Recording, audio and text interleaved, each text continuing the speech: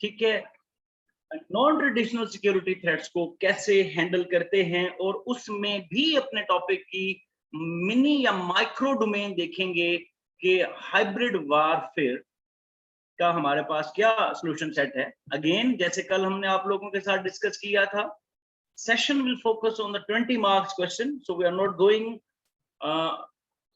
With the those details जो हमारे लिए इररेलेवेंट हैं, तो हम सिर्फ एक 20 नंबर का क्वेश्चन कवर करने की कोशिश करेंगे। अपने माइक्स ऑफ रखेंगे, ठीक है। आप लोगों के जो भी क्वेश्चन होंगे, I will take the questions in the end to answer them. ठीक हो गया? So let's talk about security first. ठीक है, कि सिक्योरिटी क्या होती है किसी भी रियासत के लिए, किसी भी सोसाइटी के लिए। सिक्योरिटी की दो तारीफें हैं, एक आपका एब्सेंस ऑफ थ्रेट,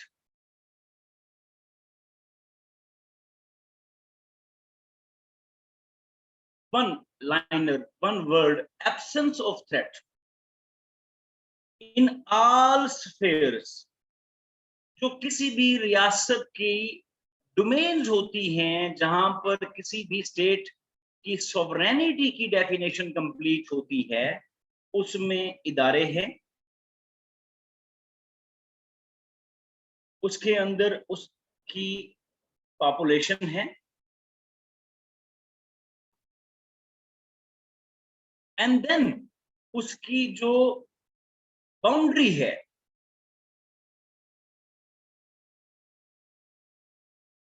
उन एरियाज में अगर थ्रेट एब्सेंट होगा तो आप कंसीडर कर सकते हैं कि वो सिक्योर स्टेट है या सिक्योर सोसाइटी है। विद दैट आइडियोलॉजीज भी अगर सिक्योर हो, उनमें भी पेनिट्रेशन ना हो, तो ये भी आपकी सिक्योरिटी की डेफिनेशन में आती है। But that is one part of the definition of security for any state.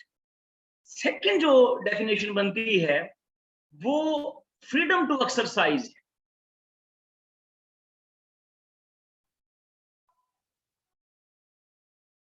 किसी भी रियासत के लिए सोवरेनिटी को एक्सरसाइज करना, ठीक है, और किसी भी सोसाइटी के लिए जो सोसाइटीज के राइट्स हैं उनको एक्सरसाइज करना, और किसी भी इंडिविजुअल के लिए जो इंडिविजुअल के राइट्स हैं उनको एक्सरसाइज करना जो है वो सिक्योरिटी हुआ करती है। ठीक हो गया? अब इसको पुत्र अगर हम कहते हैं कि ये हमारी सिक्योरिटी की एक आसान सी तारीफ है, तो इसको दो तरह के थ्रेट्स हुआ करते हैं, एक है ट्रेडिशनल और एक है नॉन ट्रेडिशनल थ्रेट्स। बेसिकली ये थ्रेट्स कब बने, क्या हुए, इसको समझने से पहले हमने देखना है कि बेसिकली आपका अंडरस्टैंडिंग क्या कहती है। ये असल में सोर्सेज हुआ करते हैं जहां से थ्रेट इमर्ज हुआ करता है।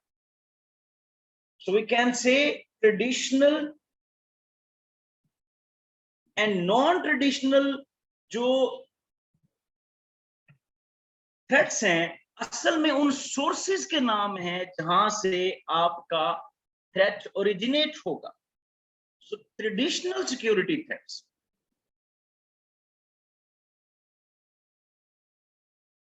इसका एक ऑब्जेक्ट होता है दैट इज रेफरेंट ऑब्जेक्ट, और इसको हम कहते हैं दी मिलिट्री। जबकि आपका नॉन ट्रेडिशनल सिक्योरिटी थ्रेट है,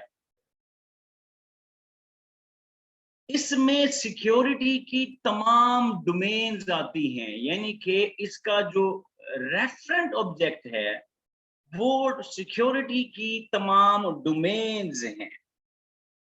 वो आपकी इकोनॉमी है, इकोनॉमिक सिक्योरिटी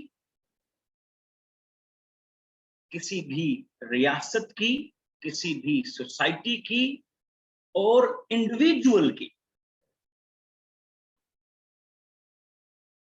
देन हमारे पास पॉलिटिक्स है, इसमें स्टेट के institution, political culture, political ideologies, ये डोमेन्स शामिल हैं। Then we have human rights, with that हमारे पास ट्रेड। ठीक हो गया। इसमें जो सोर्स है आपका नॉन ट्रेडिशनल सिक्योरिटी थ्रेट को पोज करने वाला, वो मिलिट्री सोर्स भी हो सकता है या नॉन स्टेट एक्टर भी हो सकता है। यानी कि ऐसा नहीं है कि नॉन ट्रेडिशनल सिक्योरिटी थ्रेट में जो आपका रेफरेंट ऑब्जेक्ट है वो सिर्फ मिलिट्री है, और ऐसा भी नहीं है कि नॉन ट्रेडिशनल सिक्योरिटी थ्रेट्स को आप जस्ट ये कंसीडर करें कि सिर्फ क्लाइमेट चेंज, पॉवर्टी, ये नॉन ट्रेडिशनल सिक्योरिटी थ्रेट्स हैं। Non traditional security threats here means the domains of the security. Clear हो गया। अब ये दोनों समझने से पहले हमें सिक्योरिटी के कंसेप्ट को समझना है, ताकि हम उसकी एवोल्यूशन देख सकें और अपने क्वेश्चन की तरफ वापस आए। सिक्योरिटी का जो कंसेप्ट है, ये ग्लोबल रिलेशंस में, इंटरनेशनल रिलेशंस में या with in the state ancient time से ही चला आ रहा है। हाउएवर, जब ये एक एकेडमिक डिसिप्लिन की यानी कि थ्योरेटिकल स्टडी का पार्ट बनता है, तो उसके पीछे हमारे पास प्रीवियस पॉइंट जो है वो 1648 है, 1648। क्यों? क्योंकि ये वो टाइम है जब एक नेशन स्टेट, एक रियासत आज की मौजूदा हालत में वजूद में आती है। आप कह सकते हैं कि ये ही वो टाइम है जब एक रियासत को टेरिटोरियलिटी का कंसेप्ट दिया गया या टेरिटोरियल स्टेट का कंसेप्ट स्टार्ट हुआ। यहां से 1920 तक हमारे पास सिक्योरिटी के कंसेप्ट में ट्रेडिशनल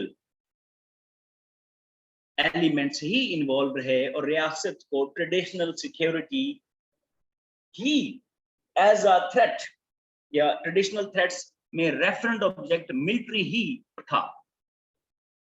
1920 से 1945 तक हमारे पास पीरियड है, इसको कहा जाता है इंटरवार पीरियड। यानी कि ये वो टाइम है जब आपके पास वर्ल्ड वार 1 से वर्ल्ड वार 2 के एंड होने तक का पीरियड कंसीडर किया जाता है। इंटरवार पीरियड में भी ट्रेडिशनल सिक्योरिटी थ्रेट ही इवॉल्व हो रहा था और रेफरेंट ऑब्जेक्ट जो है वो मिलिट्री था। हाउएवर यहां पर जो रेफरेंट ऑब्जेक्ट हैं वो एमर्ज होना शुरू हुए जब वेस्ट को पॉलिटिकल आइडियोलॉजीज थ्रेट नजर आई। फॉर एग्जांपल, फाशिज्म है, जर्मनी की नाजिज्म है और फिर रशिया की कम्युनिज्म है। तो इस रेफरेंट ऑब्जेक्ट में पॉलिटिकल आइडियोलॉजीज ओरिजिनेट होती हैं एज अ पोटेंशियल थ्रेट, और डेमोक्रेसी या लिबरलिज्म के स्फेयर्स में इसको आइडेंटिफाई करना स्टार्ट किया जाता है। यही वो टाइम है जब इंटरवार पीरियड्स के दौरान ग्रेट डिप्रेशन ने हिट किया यूरोपियन हेमिस्फीयर्स को। ग्रेट डिप्रेशन ने हिट किया तो आपका रेफरेंट ऑब्जेक्ट इकोनॉमिक सिक्योरिटी भी इम्पोर्टेंट हो गया, because resultantly it was undermining the potential of these states. Clear हो गया पुत्र? इसके 2 साल बाद 1947 में हम आते हैं, पाकिस्तान इंडिपेंडेंस है, but that period is the period of decolonization. जब colonial empire the policy of decolonization को परसू करती हैं और यहाँ पर एशिया और अफ्रीका के अंदर आपको नंबर ऑफ स्टेट्स इमर्ज होती हुई नजर आती। कॉलोनियल अंपायर ने जिन भी पॉलिसीज को परसू किया वो इंपीरियलिस्ट थी, एक्सप्लॉयटेटिव पॉलिसीज थी। उनके रिजल्ट्स की वजह से जो x number of states decolonisation के प्रोसेस में इंडिपेंडेंस हासिल करती हैं या सॉवरेन नेशन स्टेट बनती हैं, अब यहाँ पर उनकी आइडियोलॉजीज, रियासत की इकोनॉमी, उसका trade, then coupled with them traditional यानी कि जो मिलिट्री थ्रेट से वो भी स्टार्ट हुए। सो वी कैन से 1945 ऑनवर्ड 1970 तक, 1970 तक जो referent object non traditional security threats के हैं वो भी आ चुके हैं। 1970s इज अ टाइम जिसको आप कह सकते हैं कि cold war was at its peak. Why? Because of the period of इतान। एंड ये वो टाइम था जब 1970 में वेरी फर्स्ट टाइम दितांत हुई। इसका मतलब होता है पीरियड ऑफ टेंशंस और दितांत का मतलब है पीरियड ऑफ रिलैक्सेशंस। तो 1970s में इंस्टीट्यूशंस का जो स्प्रेड है वो अपनी ग्लोरी देखता है।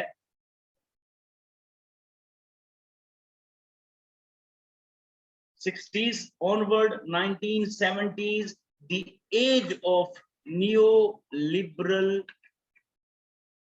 institutions। यहां पर आपको एनपीटी सिक्योरिटी की रेफरेंट ऑब्जेक्ट को डाइवर्सिफाई करती हुई नजर आएगी जब न्यूक्लियर थ्रेट, जो एक्चुअली वर्ल्ड वॉर 2 पे ही ओरिजिन हो चुका था, वो सिक्योरिटी की इस डोमेन में ऐड होना शुरू हुआ as a potential threat. Then इसी टाइम पे आपको इंटरनेशनल इंस्टीट्यूट्स नजर आएंगे। दोज इंस्टीट्यूट जिन्होंने within the boundary of state identify किया ह्यूमन सिक्योरिटी के कंसेप्ट को और यहां पर वुमेन सिक्योरिटी इंस्टीट्यूशंस रियलाइज करते हैं। Time is basically 1975। जो भी उसकी रीजंस होंगी हमारे लिए वो जरूरी नहीं है, समझना यहाँ ये जरूरी है कि ये डाइवर्सिफाई कैसे हो रहा है और आज ये थ्रेट्स कितना स्कोप रखते हैं। 1975 से ऑनवर्ड 1990s तक यानी कि 80s के पूरे डेकेड में climate as a threat identify किया गया in the sphere of non-traditional security threat because the source, the referent object of this threat is non-military sources।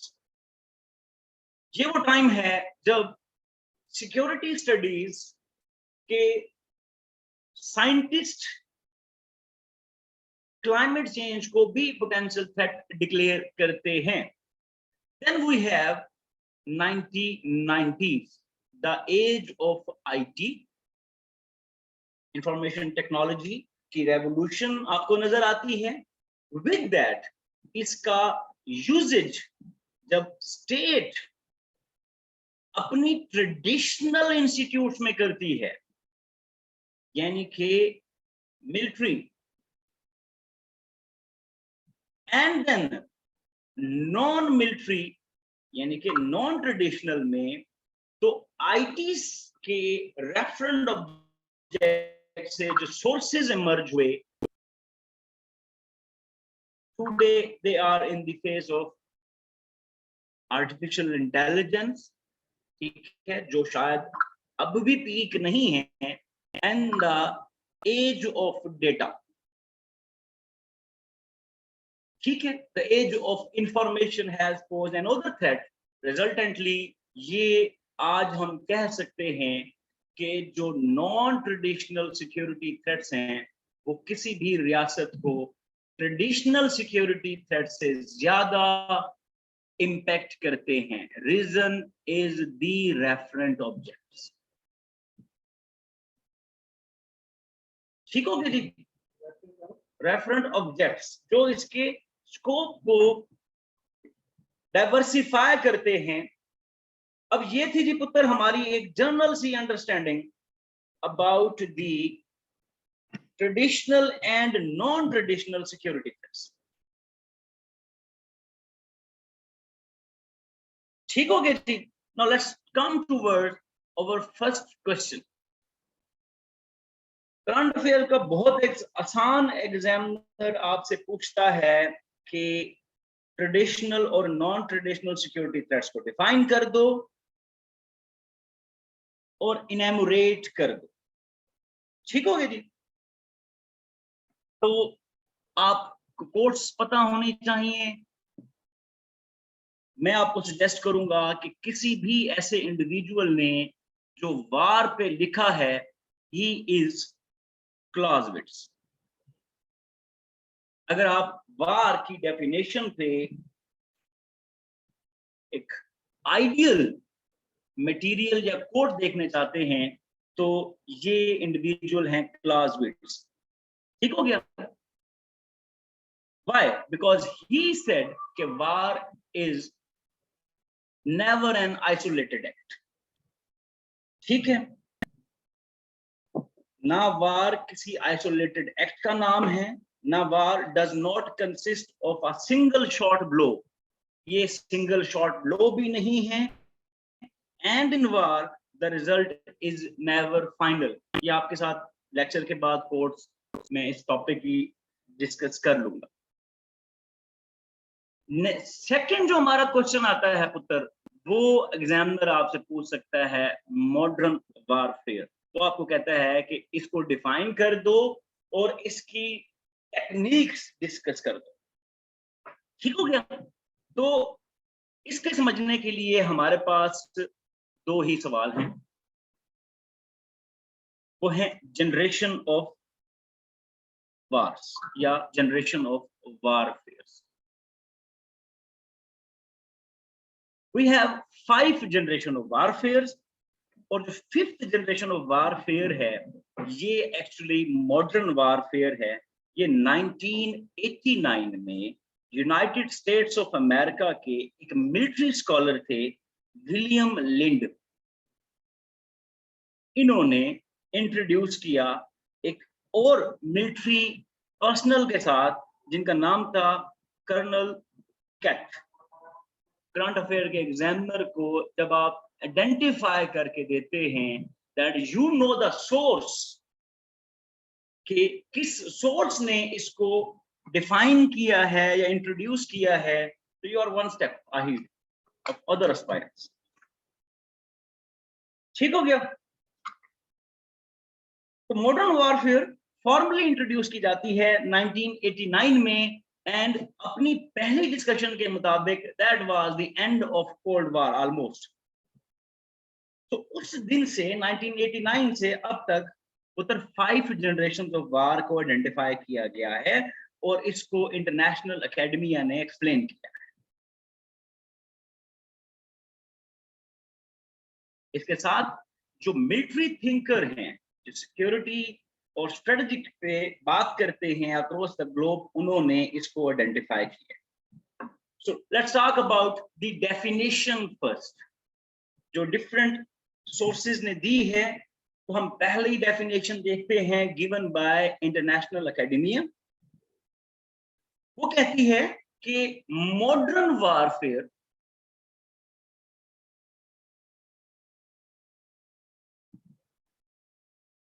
is basically decentralized form of war.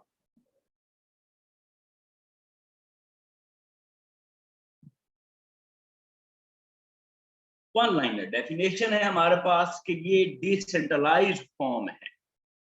अब इसके characters क्या है?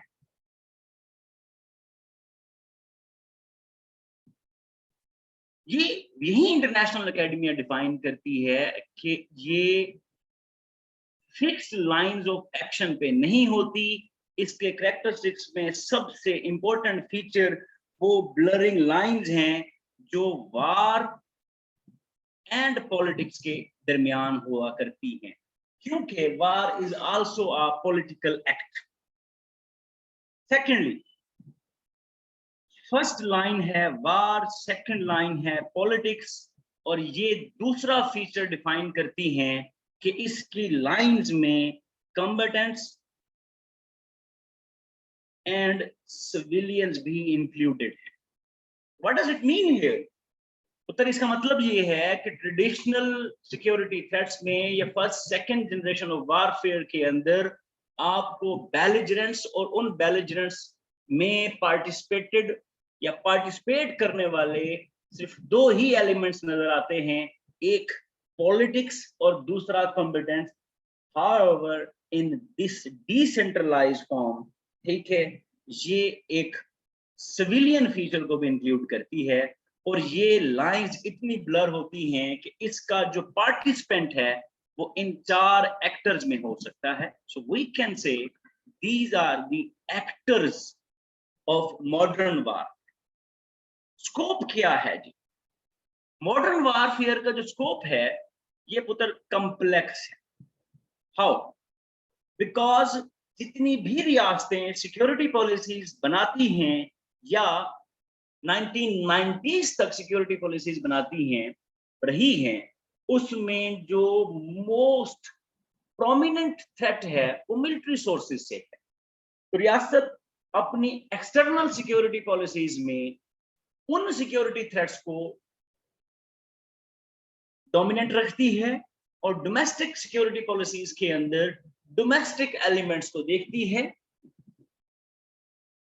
उसके अंदर रियासत की प्रिपेयर्डनेस ज्यादा बेहतर होती है। कोई भी रियासत प्रिपेयर्ड होती है to handle, to tackle, to cope those threats जिनका रेफरेंट ऑब्जेक्ट नोन हो, मिलिट्री हो, और उसके जो लाइंस हैं वो बड़ी क्लियर हो। मॉडर्न वारफेयर के अंदर चूंकि लाइंस कॉम्प्लेक्स हैं, ब्लरिंग हैं, तो ये इसका स्कोप कॉम्प्लेक्स है, ये लॉन्ग टर्म है, ठीक है। नाउ सोर्स क्या है इसका? इसके सोर्सेज में जो रेफरेंट ऑब्जेक्ट हैं, सबसे पहले मिलिट्री ही है। It is pursued by the military actions. लेकिन कैसे की जाती है? How? First is social engineering. आप यू कह सकते हैं कि they are the means of modern warfare. तो सबसे पहले है social engineering. Second we have misinformation. ठीक हो गया? जस्ट अ सेकेंड, एक सेकेंड मुझे देंगे।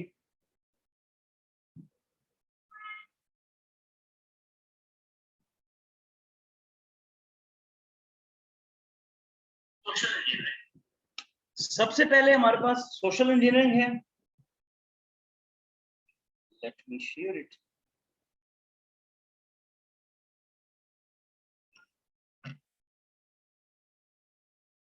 Then we have misinformation. Third is the cyber attacks, ठीक हो गया। Fourth is the emerging technologies,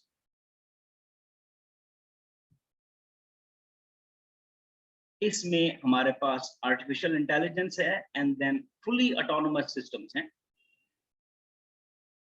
जो बेसिकली ट्रेडिशनल सोर्सेज यानी कि एयर, मिलिट्री और नेवल में यूज किए जाते हैं विद दैट स्ट्रेटेजिक वेपन्स के साथ, चाहे वो आपके सीबीएम्स हो, मिसाइल्स की कैटेगरी हो, या उनके कैरियर्स हो, long range missile, short range और मीडियम रेंज, या उनके कैरियर्स हों और दी आर्टिफिशियल इंटेलिजेंस।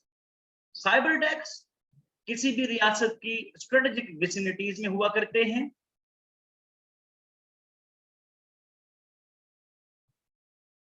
जो इन 3 traditional sources plus nuclear assemblies पे हो सकते हैं। विद दैट रियासत के इंस्टीट्यूशंस, जो हमने नॉन ट्रेडिशनल रेफरेंस ऑब्जेक्ट देखे थे, पॉलिटिकल इंस्टीट्यूशंस, इकोनॉमिक इंस्टीट्यूशंस, उनमें भी ये यूज होते हैं। एंड देन मिस इंफॉर्मेशन, ठीक है, इसका जो टूल है, the most important tool is media, the devices you are carrying in your hands, and then फिर सोशल इंजीनियरिंग, ठीक हो गया। अनफॉर्चुनेटली या fortunately 21st century is the century of decentralized concept of warfare, और इसके अंदर एक कम्प्लेक्स फिनोमिना में कम्प्लेक्स टूल्स यूज करके ही ये टेक्निक में आपको जितनी भी स्टेट्स हैं इन्वॉल्व नजर आएंगी, ठीक हो गया जी। पहली बात ये हो गई। लेट्स मूव टूवर्ड्स अप्रोच क्या होती है किसी भी मॉडर्न वारफेयर की। तो हम इसको कहते हैं कि ये इंक्रीमेंटल अप्रोच पे काम करता है। हाउ? बिकॉज इसका जो टारगेट हुआ करता है वो होती हैं किसी भी रियासत में मौजूद फॉल्ट लाइंस। अब हमारे पास हमारा केस स्टडी शुरू होगा, दैट इज पाकिस्तान। जो भी डोमेस्टिक फॉल्ट लाइंस होती हैं, चाहे वो पॉलिटिकल इंस्टेबिलिटी हो, पोलराइजेशन इन पॉलिटिक्स हो, ए प्लूरल पॉलिटिक्स हो, polarisation in politics, a plural politics, या पॉलिटिकल इंस्टेबिलिटीज, या institutional imbalances, civil military relation के दरमियान इश्यूज हों, या रियासत के बाकी कोई इंस्टीट्यूशंस हों, उनके दरमियान अगर फॉल्ट लाइंस एग्जिस्ट करती हों, तो सबसे पहले इनकी एक्सप्लॉयटेशन होती है। Let's say they are N, हम समझते हैं कि ये जो सारी बातें हमने की हैं ये एन है। And let's say in Pakistan affairs पढ़ते पढ़ते हमें समझ आ गया इस स्टेज पे, जब हम 2 महीने बाद अपनी अटेम्प्ट देने के लिए जा रहे हैं, 2 महीने से भी कम टाइम है, कि these are the features of Pakistani politics. चाहे इंस्टीट्यूशनल इम्बैलेंस हो, ठीक है पुत्र, चाहे पॉलिटिकल कल्चर का डिके हो, चाहे पोलराइजेशन हो, यानी कि एक्सट्रीम लाइंस यूज हो रही हो in politics, civil military relations में इम्बैलेंस आ जाए, गवर्नेंस के मेथोडोलॉजीज में कोई टसल हो किसी 2 इंस्टीट्यूशंस के दरमियान, तो it means we do have fault lines in politics. तो यहां पर एन टारगेट मौजूद है आपके बेलिजेरेंट के पास। Second is economic fault line. तो पहला था जी हमारे पास पॉलिटिकल, और उसमें हमने उन एरियाज को देखा जो फॉल्ट लाइंस की कैटेगरीज में आती हैं, second is economic fault line.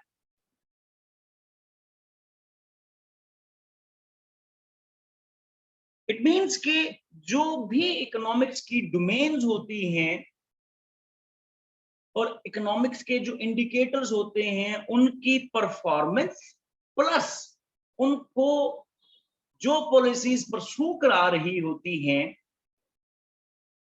रियासत के अंदर, वो फॉल्ट लाइंस भी एग्जिस्ट करती हैं, तो ये बन जाता है N+1। That is incremental approach.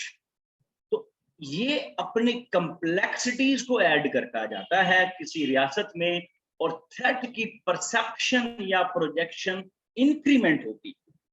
And then we have societal fault line, the and other most important factor. यहां पर डाइवर्सिटीज का एग्जिस्ट होना और एक्सप्लॉयटेटिव लाइंस पे होना। डोमेस्टिक इश्यूज की वजह से अगर कोई डिफरेंसेस एग्जिस्ट करते हों एथनिक लाइंस में, कल्चरल लाइंस में, डेवलपमेंट की सिचुएशन में इनइक्वालिटीज हों, तब भी आपके पास ये फॉल्ट लाइन एग्जिस्ट करती हैं। So this is also the case of Pakistan. तो हमने कहा कि ये हमारी अप्रोच है मॉडर्न जनरेशन वारफेयर की, और हमारे क्वेश्चन के लिए ये एक इंपॉर्टेंट सेट है कि these are the evaluation of fault line, कि हमारे पास अनफॉर्चुनेटली ये फॉल्ट लाइंस एग्जिस्ट करती हैं। दैट इज व्हाई ये पोटेंशियल टारगेट हो सकता है बेलिजरेंट्स का। अब वो बेलिजरेंट कहां मौजूद है उसको आइडेंटिफाई करते हैं। तो हम कह सकते हैं कि चाहे वो हाइब्रिड वारफेयर है या 5GW यानी कि 5th जनरेशन वारफेयर है, it is very much relevant to Pakistan. ठीक होगी जी। So where are the threats? अगर ये रेलिवेंट है तो थ्रेट्स कहां पर? आप अपने एग्जामिनर को एक कंप्रीहेंसिव आंसर देते हो कि सिक्योरिटी के थ्रेट्स दो ही तरीकों से हैं, एक आपका विद इन, एक आपका विदाउट। ये जिस रीजन में आप एग्जिस्ट करते हैं, चाहे वो आपके वेस्टर्न साइड से आए, चाहे वो आपके ईस्टर्न साइड से आए, या आपके साउथ वेस्ट से आए, ठीक है। और विद इन, जब आपकी सोसाइटल डिफरेंसेस या फॉल्ट लाइंस इस हद तक एक्सप्लॉइट हो चुकी हों due to different reasons of politics, of economics, of governance, जो हमारी एक 73 ईयर की स्टोरी है, अगर वन लाइन में भी हम आपके साथ डिस्कस करें ताकि हम उसमें कोई कहानियां ना लगाएं, तो डेवलपमेंट जो है, सोशियो इकोनॉमिक डेवलपमेंट, उसका जो ट्रेंड है वो कभी भी इक्वल नहीं रहे due to couple of reasons. इसके साथ साथ चाहे 1979 की सोवियत एग्रेशन को हम देखें, वो 10 ईयर, या 2001 की वार ऑन टेरर को देखें, तो यहां पर हुआ था पुत्र हमारे पास वाशिंगटन अकॉर्ड।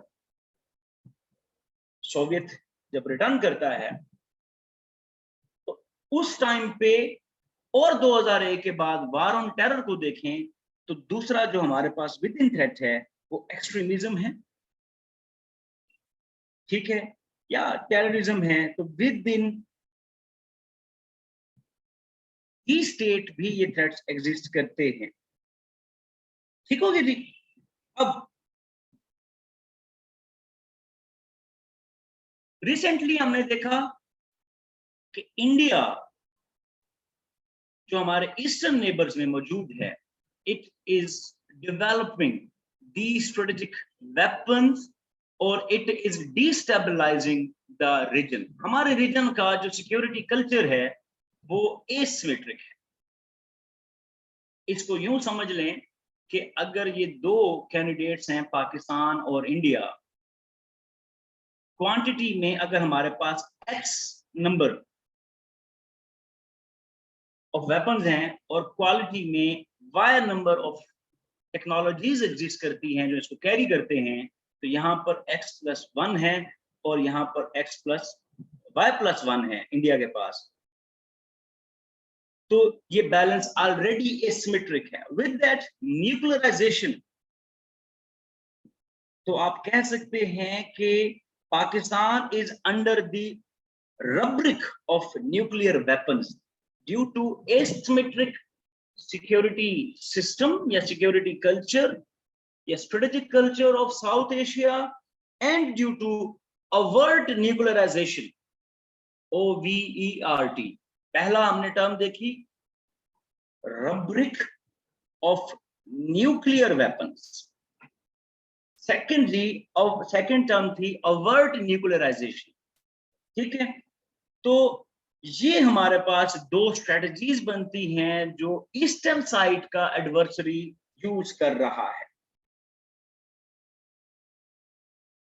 अब हमें एक और बात समझ आती है कि all war is politics but not all politics is war. All war is politics but not all politics is वार। ठीक हो गया? इससे क्या होता है जी? इससे वो ब्लरिंग लाइंस आइडेंटिफाई होती हैं जो हम देखने की कोशिश कर रहे हैं, जो हम देखने की कोशिश कर रहे हैं अपने इस टॉपिक में।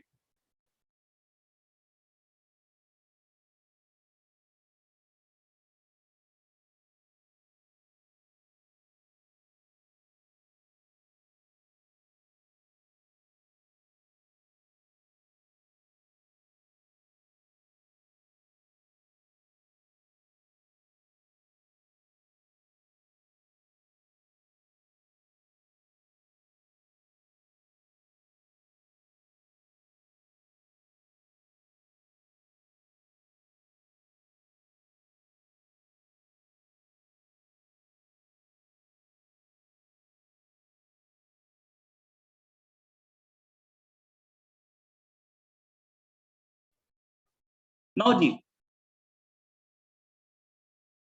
ये हमारे पास था second question of this topic जो इस डोमेन से हमारे पास आ सकता है। थर्ड क्वेश्चन जो हमारा करंट अफेयर का इसी एरिया में एग्जामिनर चेंज करे तो वो हो सकता है hard power versus soft power propaganda against Pakistan. इनको आइडेंटिफाई कर दें, ठीक है, और इसका सॉल्यूशन दे दें। यानी कि बात एक ही हो रही है, लेकिन उसको स्टार्ट करने के लिए एग्जामिनर आपकी स्टेटमेंट को डाइवर्सिफाई कर। तो you must be aware of these things so that आप राइट इंफॉर्मेशन यूज कर रहे हो अपने एग्जामिनर के लिए, और आपके एग्जामिनर को पता चले कि आपकी comprehension is something somewhere good and relevant. तो थर्ड पुस्तर इसी टॉपिक का एरिया बनता है, hard versus soft propaganda against Pakistan. उसको हमने आइडेंटिफाई करना है और फिर हम उसके सॉल्यूशन सेट की तरफ जाएंगे। ठीक है,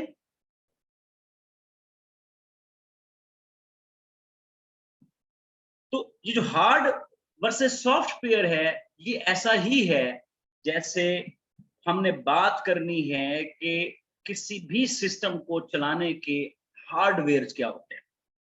यानी कि रियल वार और जो आपकी फिफ्थ जनरेशन वारफेयर है, इनके जो टूल्स हैं वो क्या होते हैं। इनके टूल्स में अगर हम फिफ्थ जनरेशन वारफेयर का टूल देखने की कोशिश करें तो उत्तर वो सबसे पहला टूल है ग्रे जोन। यानी कि that is the hardware of soft propaganda. And then अगर हम बात करें हार्ड वार की, तो हमारे पास यहां पर जो टूल्स हैं वो सोर्सेज हैं कन्वेंशनल आर्म फेयर के। इसमें क्या होता है, डिफरेंस क्या है कि आप क्या करते हैं, इन दोनों टूल्स को वेपनाइज कर देते हैं। यानी कि आप कन्वेंशनल सोर्सेज तो वेपनाइज हुए ही हुए हैं, लेकिन जो ग्रे जोन्स हैं उसको भी वेपनाइज करते हैं। अब वो ग्रे जोन्स क्या हैं, वो फॉल्ट लाइन ही हैं जो हमने अभी थोड़ी देर पहले देखें। The basic idea of this propaganda is that in modern war, wars जो हैं वो आर्मीज या गोरिल्लाज परसू नहीं करते, बल्कि मिडल ऑफ द सिटीजन, ठीक है, उसके माइंड्स ऑफ सिटीजन, आप कह लें कि माइंड्स ऑफ सिटीजन में हो रहा होता है। ठीक हो गया। सो क्या हमारे पास आइडेंटिफाई करने के लिए कोई फैक्ट है? यस, हमारे पास डिसइंफो लैब है। अब आपका एग्जामिनर आपसे यही क्वेश्चन पूछ के, फैक्ट दे के आपसे सवाल पूछ लेता है, तो आपकी बात करने का स्टाइल जरूर बदलेगा, लेकिन आप उसको जो डिस्कस कर रहे होंगे डोमेन, वो हाइब्रिड वारफेयर की 5GW के एक टूल की ही होगी। ब्रसल बेस्ड ऑर्गेनाइजेशन की ये है। इसकी एक रिपोर्ट पब्लिश हुई, इन्वेस्टिगेटिव रिपोर्ट, जिसका नाम था इंडियन क्रॉनिकल्स।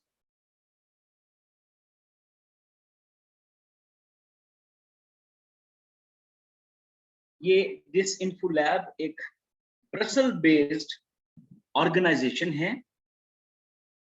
इसने एक रिपोर्ट पब्लिश की जिसका नाम इंडियन क्रॉनिकल है। उसमें आइडेंटिफाई हुआ है कि एक स्टैगरिंग नेटवर्क काम कर रहा है मिस इंफॉर्मेशन एंड प्रोपेगेंडा का अगेंस्ट पाकिस्तान। यानी कि जो 5th जनरेशन वारफेयर है उसमें मिस इंफॉर्मेशन मिलिट्री एक्शंस के थ्रू, यानी कि एम्स वहीं रख के एक नेटवर्क चलाया जा रहा है अगेंस्ट पाकिस्तान। इस रिपोर्ट ने एक इन्वेस्टिगेशन में ये एक्सपोज किया है कि ये काम 15 ईयर से 116 कंट्रीज में 500 आउटलेट्स के जरिए और डजन्स ऑफ एनजीओज के थ्रू, नॉन गवर्नमेंटल ऑर्गेनाइजेशंस के थ्रू, जो फॉर एग्जांपल हो सकता है पाकिस्तान में प्लेस हो या पाकिस्तान के बाहर प्लेस हो। So 15 कंटिन्यूअस ईयर से 116 कंट्रीज में 500 आउटलेट्स के साथ ये नेटवर्क ऑपरेट कर रहा है pro India and anti Pakistan narrative, even in the 27 countries of European Union and among the 193 countries of United Nations. ठीक हो गया जी। इससे क्या होता है? इससे सबसे पहले द इमेज ऑफ कंट्री, उसके बाद जो आपकी रियासत के नेशनल इंटरेस्ट हैं जो फॉरेन पॉलिसी परसू करती है, उनकी अचीवमेंट में हर्डल्स आती हैं, स्ट्रगल करना पड़ता है। विद दैट ट्रांजैक्शंस में जो रिलेशंस के अंदर होती हैं वहां चैलेंजेस आते हैं, वहां हर्डल्स आते हैं। ठीक हो गया। तो सबसे पहला जो इम्पैक्ट है वो ये है। सो बट हमने आइडेंटिफाई किया कि ये एक फैक्ट बताता है कि हमारे पास ये थ्रेट मौजूद है।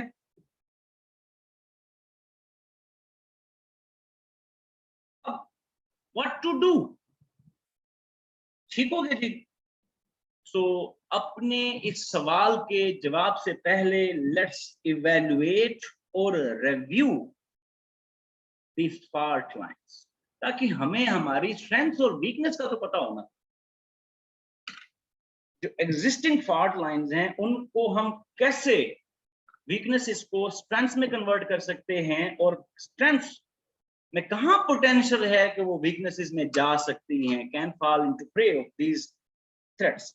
तो सबसे पहले बेटर कंटेक्स्ट डेवलप करने के लिए हमें अपने स्ट्रेंथ और वीकनेसेस को इवैल्यूएट करना।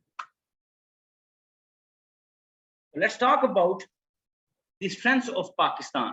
तो सबसे पहले जी हमारी जो स्ट्रेंथ है वो geo strategic location, and the second is, इसी के साथ जुड़ी है, रेलिवेंस।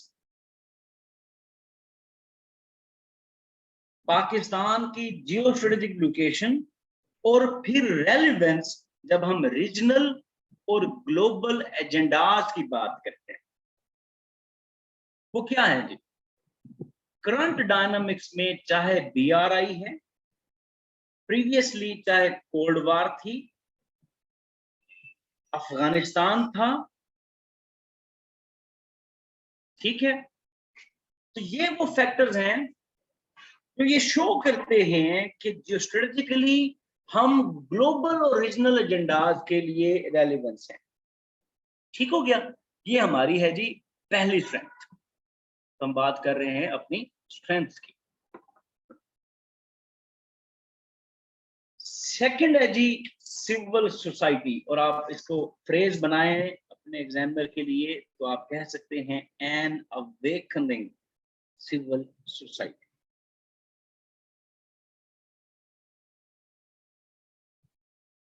सिविल सोसाइटी क्या होती है? कॉम्बिनेशन ऑफ डिफरेंट एक्टर्स, जिसमें पब्लिक, प्राइवेट, NGOs, ठीक है, थिंक टैंक्स, ये सारे शामिल होते हैं और एज अ यूनिट एक्ट करते हैं। उस यूनिट को सिविल सोसाइटी कहा जाता है। तो सेकंड जो हमारी स्ट्रेंथ है वो अवेकनिंग सिविल सोसाइटी है, क्योंकि हाइब्रिड वारफेयर के टूल्स जो हैं वो माइंड्स ऑफ पीपल हैं। तो हमारी जो स्ट्रेंथ है वो आप कह सकते हैं अवेकनिंग सिविल सोसाइटी है। थर्ड अगर हम बात करें, चीजें बेहतर हुई हैं कुछ, that is independent and assertive institutions such as judiciary.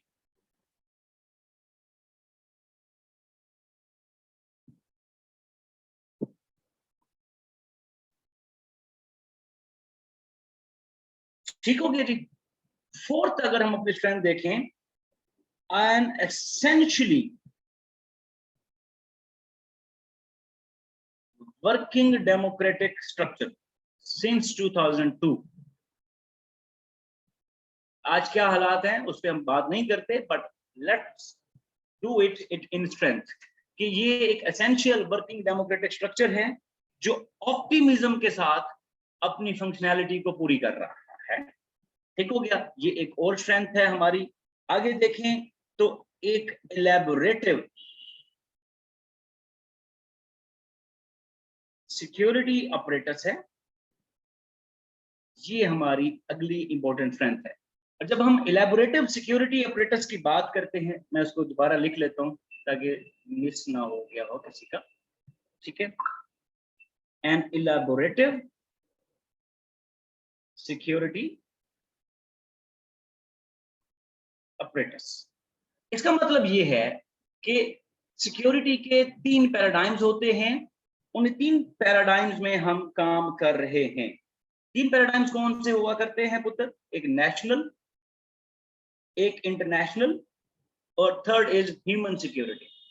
2013 से इंटरनल सिक्योरिटी पॉलिसी पाकिस्तान की अब सेकंड आई है, और 2021 में हमने दिसंबर में पाकिस्तान की first ever comprehensive security policy को यानी कि हमने आइडेंटिफाई किया और डिफाइन किया है, पुट अप किया है। सो इट मींस कि हम नेशनल, इंटरनेशनल और ह्यूमन सिक्योरिटी के अंदर एक एलैबोरेटिव सिक्योरिटी पैराडाइम को आइडेंटिफाई कर चुके हैं while recognizing these potential threat and modern 5th generation warfare। ठीक हो गया। इसके साथ हमारी अगली स्ट्रेंथ क्या है? credible, conventional and unconventional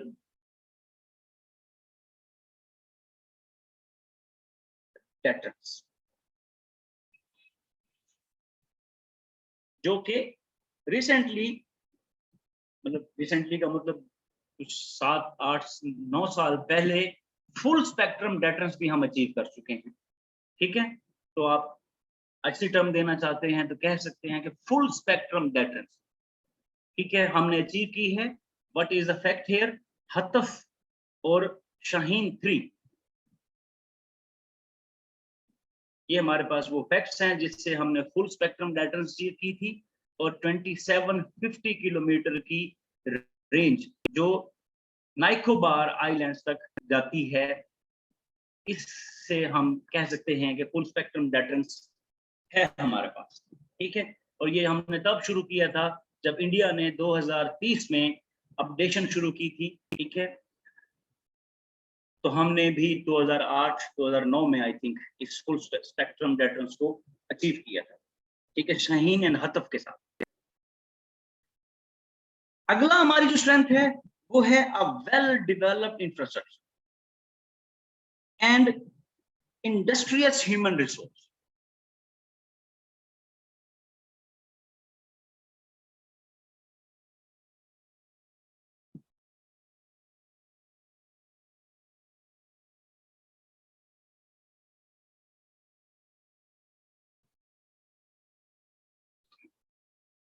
ठीक है, हमारे डोमेस्टिक इश्यूज जो भी हों, हमारे इंस्टीट्यूशनल के जो दरमियान क्राइसिस हैं, but we have to present it as a strength with a positive image कि हमारा पाकिस्तान जो है, अगर आप मलिहा लोधी देखें, अगर आप स्टीफन पी कोहेन देखें, स्टीफन पी कोहेन जो कि पाकिस्तान के बारे में लिख चुके हैं, मलिहा देखें, ठीक है, Alexander sorry Stephen P Cohen देखें या मलिहा लोधी देखें, तो पाकिस्तान को they have declared it as an Hermetian hero that is the resilient one due to its resilient institutions। ठीक है, तो एक वेल डेवलप्ड इंफ्रास्ट्रक्चर जरूर अवेलेबल है, उसमें क्या क्राइसिस हैं वो हम अपनी देखते हैं कि वीकनेस में कैसे हो सकते हैं। इंडस्ट्रियस ह्यूमन रिसोर्स, ठीक है, इस रीजन में हम 60% population is within the age of 30 bracket, ठीक है, वो मौजूद हैं। तो ये प्रेजेंट करता है एक industrious human resource that is over strength. ठीक हो गया। Last but not the least, अगर हम अपनी स्ट्रेंथ देखें तो इकोनॉमिक पोटेंशियल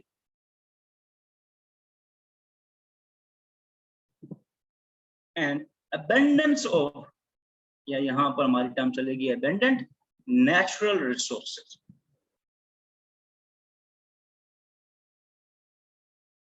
awaiting realization।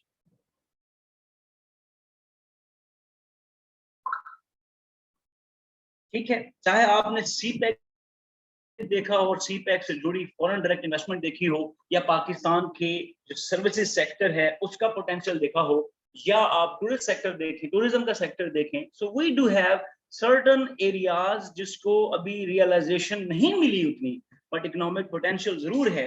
और अबंडेंट नेचुरल रिसोर्सेज, चाहे वो बलूचिस्तान है, चाहे वो केपी है, जिसको आप स्पेशल इकोनॉमिक जोन्स जो कि सीपैक फेज 2 में है, ठीक है, उनके साथ एक्सप्लॉइट कर रहे हैं, अपडेट कर रहे हैं, कनेक्ट कर रहे हैं। So that is another strength of Pakistan. What are the fault lines here? ठीक है, तो पहली जो फॉल्ट लाइन है, मैं आज आप लोगों के साथ लैक ऑफ पॉलिटिकल विल नहीं बताऊंगा, क्योंकि आप लोगों का यूनिवर्सल लाइनर है ये, lack of political will.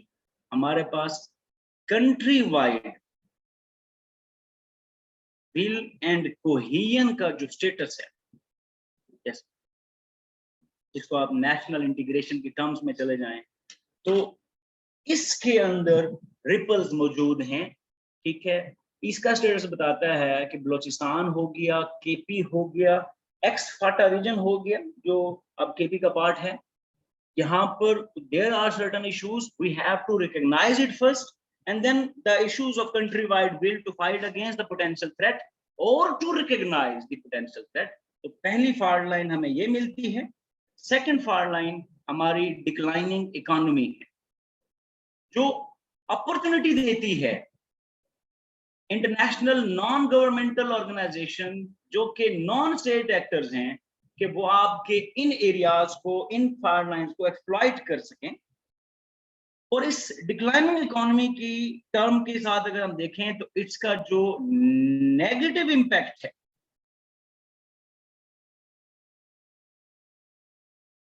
On the message,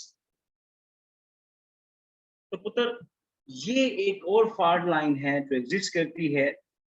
third हमारे पास जो आपको आज नजर आ रहा है नो कॉन्फिडेंस मोशन के साथ, वो है overly personalized political discourse। ये आपकी डेमोक्रेसी के इंस्टीट्यूशन को हर्ट कर सकता है, डीरेल कर सकता है और स्ट्रेंथ को वीकनेसेस में कन्वर्ट कर सकता है, जो स्ट्रेंथ हमने ऊपर अभी देखी है।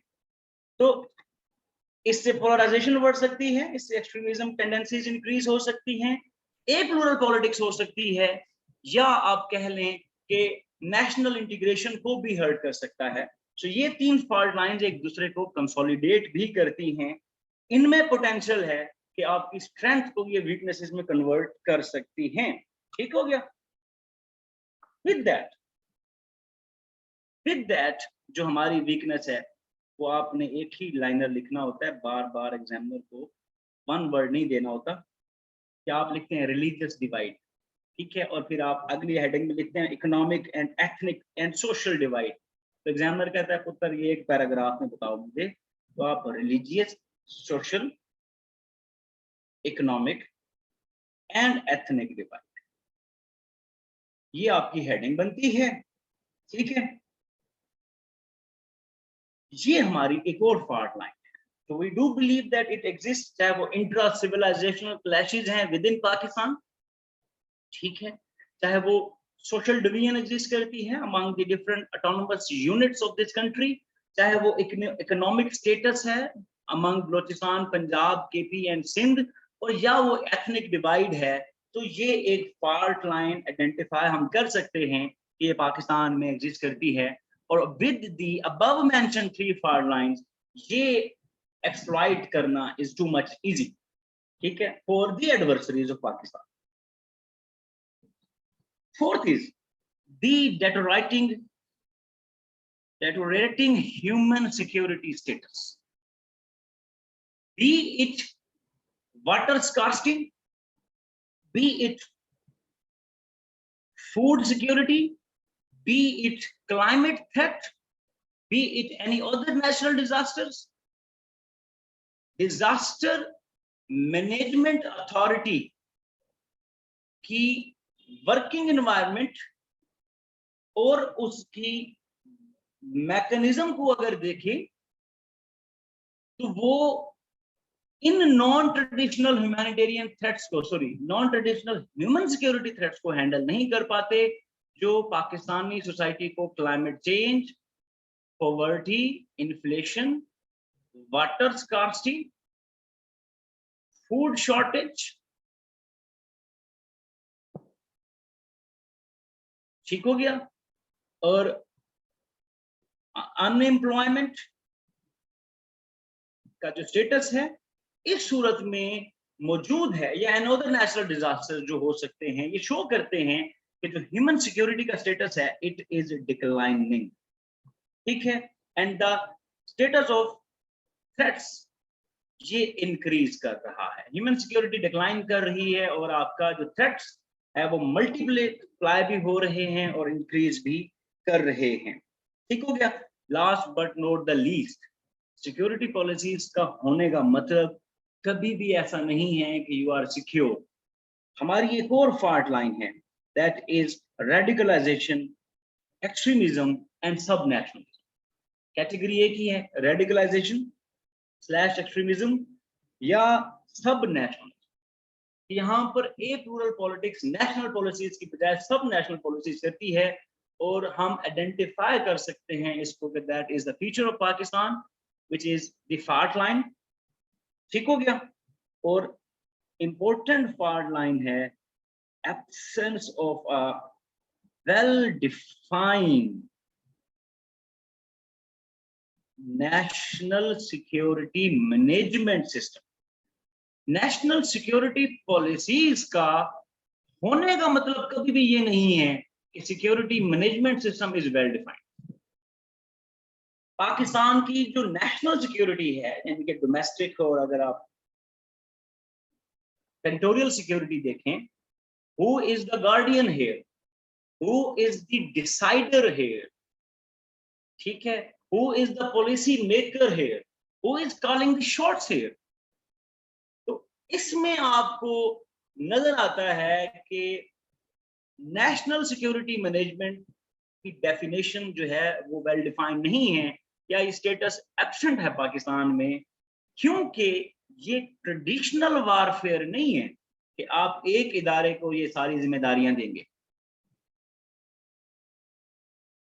ये आपको ओवरऑल स्ट्रेंथ पे जाना होता है।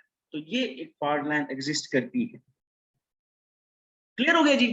अब आपने जब ये इवेल्युएट कर दी है, तो आप जो ऊपर आइडेंटिफाई कर पाए थे, fifth generation warfare, soft propaganda, hard propaganda, modern warfare, non traditional security threats, ठीक है, अब आप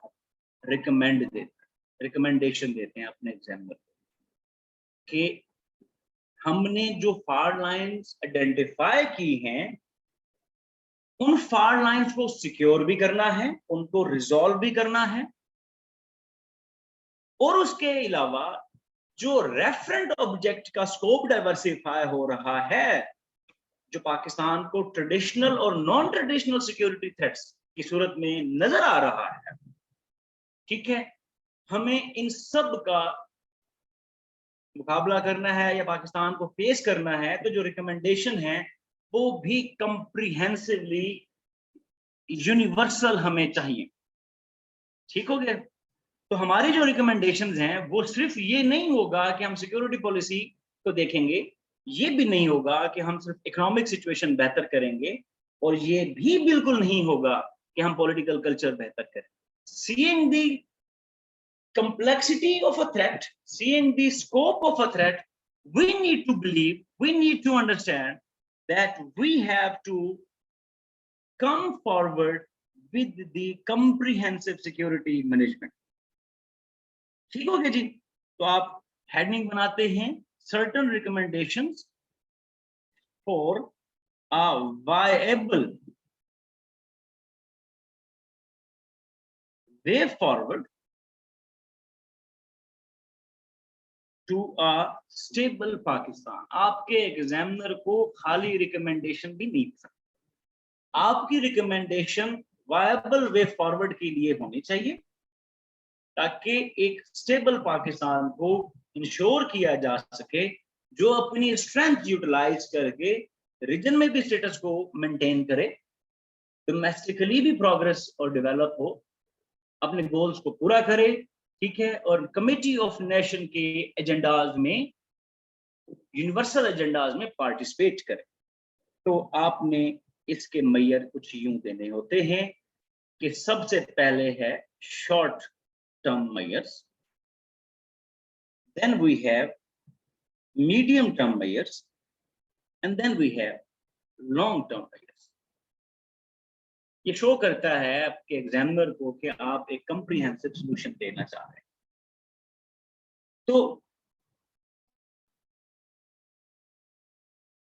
पहले शॉर्ट टर्म मेजर क्या करना है जी, आपने क्या करना है, सबसे पहले एक इमीडिएट प्रपोजल लेके जाना है, seeing the situation of Afghanistan, जो कल आपने टॉपिक भी देखा है सरवकाश रफीक के साथ, ठीक है।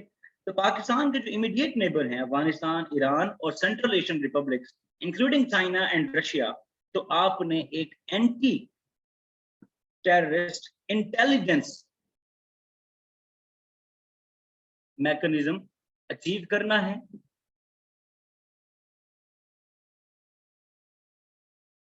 क्या हम कर सकते हैं? Yes, we do have a potential here in the form of RATS, जो कि एससीओ में मौजूद है। ठीक हो गया। तो सबसे पहले आपने नेबरिंग कंट्री के साथ इंटेलिजेंस एंटी टेररिज्म की बेस पे इस मैकेनिज्म को डिसाइड करना है। ठीक है, इसके अंदर होना क्या चाहिए? इसके अंदर होना चाहिए कि United states of America, NATO और इंडिया इनवाइटेड नहीं होने चाहिए। ये हमारी सिक्योरिटी का इशू है, हमारा आइडिया है, मतलब हमारी इंपॉर्टेंस है, हमारी स्टेबिलिटी है रीजन की, पाकिस्तान अफगानिस्तान की। तो जो इसका स्टेक होल्डर है वो सेंट्रल एशियन रिपब्लिक्स हो, दी इमीडिएट नेबर्स हो, ईरान हो, और वो स्टेक होल्डर हो जिसकी यहाँ पर कंसर्न्स हैं, दैट इज चाइना। ठीक हो गया। तो for the stabilisation of Pakistan as well as for the region, ठीक है, आपने सबसे पहले एक anti terrorist intelligence mechanism identify करना है, और उसमें आपने यूएस, नेटो और इंडिया को इनवाइट नहीं करना, एक और स्टेक होल्डर को नहीं लेके आना। And it is easy at this stage, while we can see कि Kabul government is not available. ठीक है, काबुल गवर्नमेंट अवेलेबल नहीं है, एंटी पाकिस्तान एलिमेंट उस तरीके से मौजूद नहीं है, और अफगानिस्तान की सिक्योरिटी का जो कंसर्न है वो अफगानिस्तान की रिसेंट चेंजेस के बाद इस रीजन के सब वेक्टर्स का है। तो इससे आपको एक चीज से दो शिकार करने का मौका भी मिलेगा। सेकेंडली, ठीक हो गया, अपने 16 कंट्री 116 कंट्रीज में 15 सालों से 500 प्लस नेटवर्क को देखा है, तो उसके कोई इम्पैक्ट तो हो चुके होंगे ना रूट्स में। तो आपने अपने इमेज को रीगेन करना है, जो आपका इंटरनेशनल इमेज है। तो यूएन पे और इंटरनेशनल ऑर्गेनाइजेशन में एक केस होना चाहिए, ठीक है, कि आईएस, खुरासान और दाइश ये शेल्टर सीख कर रहे हैं अफगानिस्तान सिंस 5 अगस्त। ठीक हो गया। मकसद क्या होगा? मकसद ये होगा कि आपने ग्लोबल प्लेटफॉर्म को यूटिलाइज करना है to inform the world about its forthcoming actions. ठीक है, ताकि आपकी जो प्रोजेक्शन हो वो रीगेन होना शुरू। विद दैट आपने नेशनल सिक्योरिटी, ठीक है, इसको इवॉल्व करना है। जब आपकी वारफेयर इवॉल्व हो रही है तो आपकी नेशनल सिक्योरिटी भी पुत्र इवॉल्व होनी चाहिए उसी के साथ। अब ये इवॉल्व करने के लिए कैसा है? एग्जामिनर तो कहेगा लेमैन अप्रोच है, बच्चे के पास कोई फैक्ट ही नहीं है, और current affair is the game of argument plus facts. ठीक है, तो आपने कहना सबसे पहले इंस्टीट्यूशंस को इवॉल्व होना है। ये इंस्टीट्यूशन कांस्टेंट फीडबैक देंगे। Even you can draw the diagrams in current affair paper. अपने एग्जामिनर को आसान करने के लिए, पैराग्राफ्स रिस्ट्रिक्ट करने के लिए आप डायग्राम बना सकते हैं। ये कांस्टेंट फीडबैक देगा दो तरीकों से, एक इंडिपेंडेंट थिंक टैंक को जो इस टास्क के लिए बेस्ट सूटेबल होंगे। इससे जियो स्ट्रेटेजिक और डिफेंस पॉलिसी मेकिंग भी बेहतर होगी। इस तरीके से आप इंस्टीट्यूशंस को इवॉल्व कर पाएंगे और नेशनल सिक्योरिटी भी मॉडर्न वारफेयर के अकॉर्डिंग इवॉल्व हो।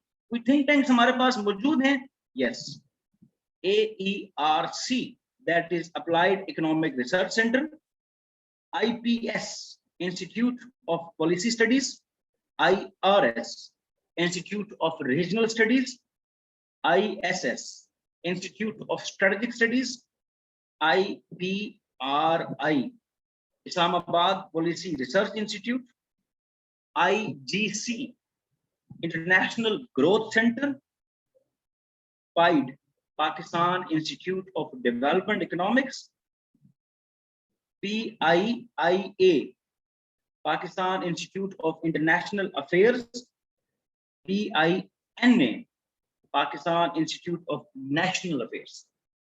ये वो थिंक टैंक्स हैं जो आपकी इंस्टीट्यूशंस को इवॉल्व करा सकते हैं for the security and for the strategic. Defence और सिक्योरिटी पॉलिसी बेहतर होती है, रिजल्टेंटली आपकी सिक्योरिटी इवॉल्व होती है विद द मॉडर्न वारफेयर। ये नाम्स आपके साथ शेयर हो जाएंगे क्लास में, ठीक है, नोट शेयर हो जाएंगे।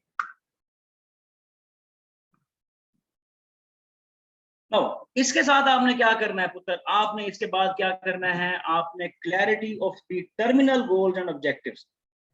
जब आप काउंटर स्ट्रेटेजी बनाते हैं ना, ठीक है, तो आपके पास सबसे पहले टर्मिनल गोल्स क्लियर होते हैं, उसके बाद आप ऑब्जेक्टिव्स की क्लैरिटी करते हैं। इससे क्या होता है, आपकी फोर्स, मटेरियल और मीडियम कि आपने काउंटर किन किन एरिया से करना है, उसके मिशंस को डिजाइन करने में आसानी हुआ करती। तो आपने क्या करना है जी, इसके अंदर आपके ऑब्जेक्टिव्स क्या होने चाहिए। सबसे पहले पॉलिटिकल स्टेबिलिटी, दूसरे नंबर पे नेशनल कोहेजन, इकोनॉमिक स्टेबिलिटी, ठीक है, and de radicalisation of message. ये होने चाहिए जी टर्मिनल गोल्स काउंटर स्ट्रेटेजी के, ठीक हो गया। और आपने ये सब कैसे करना है, counter violent extremism, economic policies को इंडिपेंडेंट बना के, पॉलिटिकल स्टेबिलिटी को पॉलिटिकल कल्चर डेवलप करके और पॉलिटिकल रिफॉर्म्स करके, और नेशनल कोहेजन जो है on development basis. Now since 2014 जब पाकिस्तान की फॉरेन पॉलिसी का ऑपरेटस फाइनली चेंज होना शुरू हो रहा है, focus of policy makers is on this, ठीक है, something which is good for Pakistan, focus इस पे है, ठीक हो गया। नाउ जी आगे चलेंगे। जब तक आप मैं अवेयर नहीं होंगे, मतलब मैसेज अवेयर नहीं होंगी या ग्रास रूट लेवल पे अवेयरनेस नहीं होगी, तब तक कोहेसिव एफर्ट रिजल्ट प्रोड्यूस नहीं करेगा। तो जो भी ये कोहेसिव एफर्ट्स होंगी टर्मिनल गोल्स को पूरा करने के लिए, ठीक है, ताकि आप कोहेजन अचीव कर सकें, तो लूमिंग हाइब्रिड थ्रेट का अवेयरनेस जनरेट करनी है। अब आप और मैं तो लिबरल हैं, एंटी स्टेट हैं, एंटी मिलिट्री हैं, मतलब ऐसा लगता है हमें, तो पुत्र ये काम इंस्टीट्यूशन से करना है। इंस्टीट्यूशन एक नहीं होना चाहिए उसमें, जिसका ड्यूटी है, ठीक है, तो वो किसकी ड्यूटी होनी चाहिए, गवर्नमेंट की, मिलिट्री की, एजुकेशनल इंस्टीट्यूशंस की, और सोसाइटी के डिफरेंट फैक्शंस की। तो फिर आप ये लूमिंग हाइब्रिड वारफेयर के जो थ्रेट्स होंगे उससे अवेयर कर सकेंगे अपनी मैसेज को। हाँ, अगर ये सिर्फ इदारा करेगा तो बाकी सवाल उठाएंगे। तो इसमें एक कोऑर्डिनेटेड जिम्मेदारी, रिस्पॉन्सिबिलिटी लेनी होगी, तब जाके ग्रास रूट लेवल अवेयर हो सकता है, ठीक हो गया जी। लेट्स मूव फॉरवर्ड तो प्रोजेक्शन ऑफ मिलिट्री एंगेजमेंट, ठीक हो गया जी। आप क्या है जी, इंडिया के एक साथ बात करें, रीजन में बात करें, ठीक है, तो आपको चाहिए होती है equitable parity.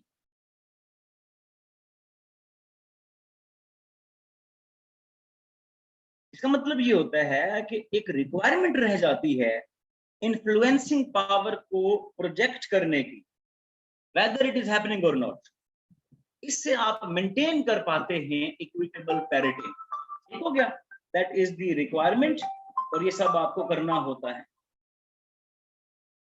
Next move forward, ठीक है, आपका जो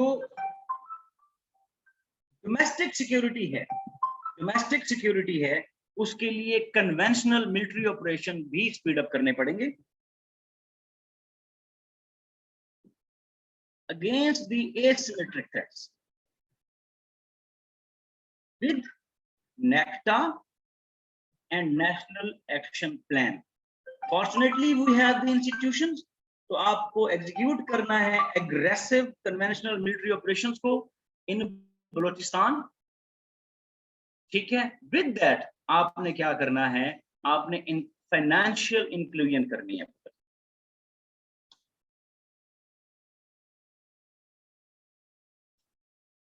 फाइनेंशियल इंक्लूजन करनी है अंडर डेवलप्ड एरियाज की और उनके लोगों की।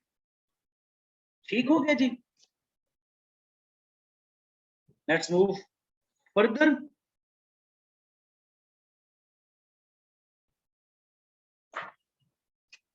मिड टर्म मेजर्स क्या होंगे हमारे? ये तो थे हमारे शॉर्ट टर्म मेजर्स जो हमने 1-2 साल 3 सालों के अंदर करने हैं। सबसे पहले तो वार फाइटिंग के कंसेप्ट्स चेंज करने, वो भी रहे होंगे ऐसा नहीं है, लेकिन हमने तो सजेशन देनी है क्योंकि हमें तो नहीं पता, मिलिट्री के नहीं हम। तो वार फाइटिंग कंसेप्ट पे फोकस करना है।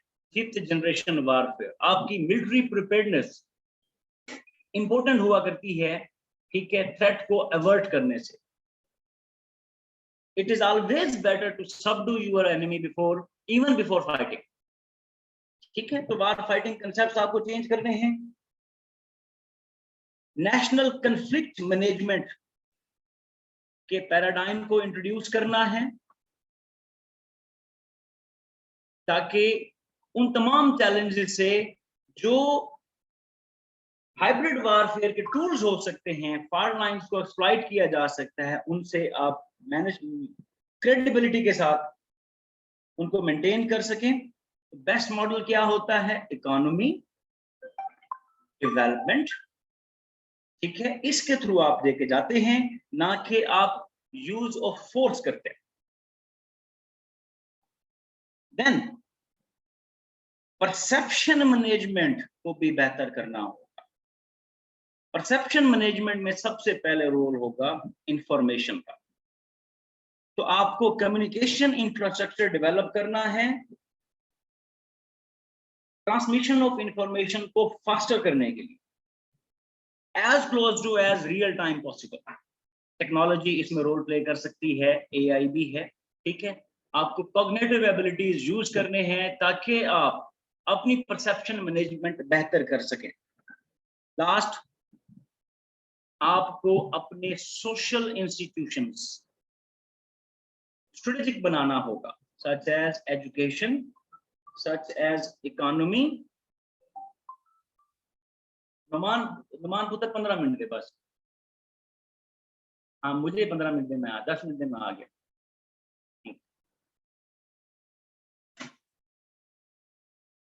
सबसे पहले इकोनॉमी, दूसरा इंस्टीट्यूशन, ठीक है। आपको इनको स्ट्रेटेजिक बनाना है। हाउ? इस तरीके से कि ये आपके सोशल इंस्टीट्यूशन का इंफ्रास्ट्रक्चर जो हो वो अपने आप को डिफेंड कर सके अगेंस्ट ग्लोबल रिसेशन, एनिमीज का सबोटेज और नेचुरल डिजास्टर्स के। आई रिपीट इट अगेन, आपने अपने सोशल इंस्टीट्यूशन को स्ट्रेटेजिक बनाना है इस तरीके से कि आप जो है वो अपने इन सोशल इंफ्रास्ट्रक्चर्स को इस काबिल बना सकें कि ग्लोबल रिसेशंस हो गई, एनिमीज का सैबोटेज हो गया, कल्चरल अटैक हो गए और नेचुरल डिजास्टर्स हो गए, उसके अगेंस्ट ये खुद प्रिपेयर अपने आप को कर सकें। ठीक है, continuous supply of food and energy economy इस हद तक काबिल होनी चाहिए कि वो प्रोवाइड करती रहे to ensure the food security, ठीक है, ताकि ह्यूमन सिक्योरिटी का पर्सपेक्टिव भी बेहतर हो। तो इकोनॉमी इस हद तक काबिल होनी चाहिए कि पीपल ऑफ द कंट्री को सर्व करती रहे। Technological advancement and other suggestion, modern warfare के अंदर technology will be the most important factor in evolving trends of war fighting. That is the topic sentence here for us. एक ही liner में हम बता सकते हैं कि technology will likely to remain the most single important factor in evolving trends of war fighting. उसके लिए टेक्नोलॉजिकल एडवांसमेंट जरूरी है, ठीक है। Pakistan is already on the right path. जो न्यूएस्ट टेक्नोलॉजीज हैं वो हम उसको अटेन कर रहे हैं, लेकिन उसकी जो पेस है वो स्लो है, ठीक है। तो वो हमारी रिस्पॉन्सिव मेथडोलॉजीज को हैम्पर कर सकती है against the technology dependent threats, जो थ्रेट्स टेक्नोलॉजी डिपेंडेंट हैं उनके अगेंस्ट हमारा रिस्पॉन्स स्लो हो सकता है, तो हमें इसको फोकस करना है। Last but not the least, information control पे काम करना है। इंफॉर्मेशन कंट्रोल पे काम कैसे किया जाता है पुत्र? मीडिया पॉलिसी, रेगुलेशंस, लॉज और इंस्ट्रूमेंट्स ऑफ कम्युनिकेशन। ये सिर्फ मीडिया की सजेशन नहीं देनी होती हमने लेमैन की तरह कि मीडिया मीडिया मीडिया मीडिया, उसकी पॉलिसीज, उसकी रेगुलेशन, उसके लॉज और उसके इंस्ट्रूमेंट्स जो इसकी कम्युनिकेशन के लिए जरूरी होते हैं, वो इंश्योर करेंगे safeguarding of national interest at any cost, चाहे वो इंडिपेंडेंट हो चाहे वो डिपेंडेंट हो। तो बीइंग इंडिपेंडेंट और डिपेंडेंट, नेशनल सेफ गार्डिंग को इंश्योर करना पड़ेगा इन 4 एरियाज के अंदर, तब आप इंफॉर्मेशन कंट्रोल कर सकते हैं, तब आप माइंड्स, ठीक है, एक्सप्लॉइट होने से बचा सकते हैं। ना आपने जो शॉर्ट टर्म मेजर्स में थिंक टैंक्स दिए थे उसको यूटिलाइज करना है। हेडिंग होगी हमारी utilisation of think tanks to build the culture of narrative. जो हमारा नैरेटिव कल्चर है ना, उसको हमने बिल्ड करना है, लेकिन उसमें फ्यू का रोल नहीं होना चाहिए कि वो नैरेटिव बिल्ड कर रहा हो। इससे उल्टा वो फॉल्ट लाइंस, ब्लरिंग लाइंस में जाती है। तो आपने यूटिलाइजेशन ऑफ थिंक टैंक्स करना है for the culture of narrative building, ठीक है। पॉलिटिकल, इकोनॉमिक, डिफेंस बेस्ड जो थिंक टैंक्स हैं इन पाकिस्तान, वो अंडर यूटिलाइज्ड हैं, यानी कि अंडर यूटिलाइजेशन के अंदर है। तो आपने नैरेटिव कल्चर बिल्डिंग के लिए उनको यूटिलाइज करना है। प्लस आज हम जहां 21st सेंचुरी में रह रहे हैं, ये साइकोलॉजिकल वारफेयर भी प्रमोट कर रहा है, यूज कर रहा है।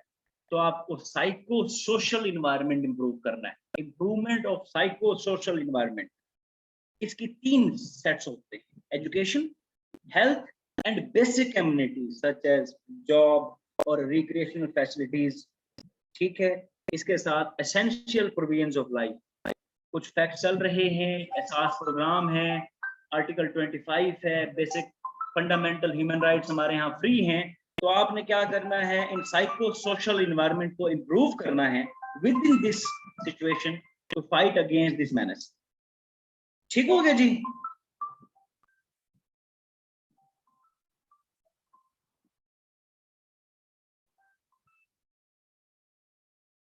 आओ, ये काम मिलिट्री का है सारा।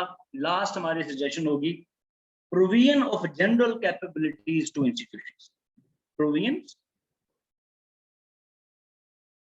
of general capabilities to institutions.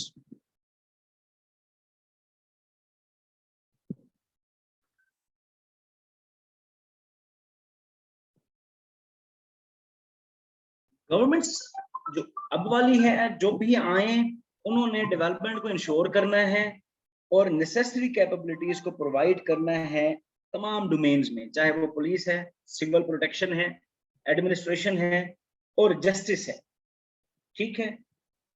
ये जब इंस्टीट्यूशंस कैपेबल हुआ करते हैं, जब ये चीजें सिक्योर होती हैं, तो ह्यूमन सिक्योरिटी इंप्रूव होती है। और ऊपर वाले जो हमने मेजर्स डिफाइन किए हैं या आइडेंटिफाई किए हैं या रिकमेंड किए हैं, तो फिर वो कंसोलिडेट होते हैं। तो आपने जनरल कैपेबिलिटीज ऑफ इंस्टीट्यूशंस को इंप्रूव भी करना है और प्रोवाइड भी करना है विद सर्टेन रिफॉर्म्स। इस टाइम पे पुलिस रिफॉर्म्स भी हो रही हैं, ठीक है। जैसे सिविल प्रोटेक्शन को भी, इसका स्कोप भी इंप्रूव किया जा रहा है, एडमिनिस्ट्रेटिव रिफॉर्म्स भी हो रही हैं, ठीक हो गया। तो इसको आपने बेहतर करना है। Last but not the least, end it with a quote: war is a moral contest. They are won in temples long before they are even fought. ठीक है? War is a moral contest. They are won in temples long before they are ever fought. Sorry, even नहीं ever fought. The quote है संत तजुकी, जिन्होंने art of war लिखी थी। इस moral contest के लिए वार अक्कर होने से पहले इसको वन भी किया जाता है, बट इसको जीतने का जो तरीका है वो अब आपको इम्प्रोवाइज करना पड़ेगा टू हैंडल और टू मैनेज दीज थ्रेट्स। ये था जी हमारा आज का एक टॉपिक कह लें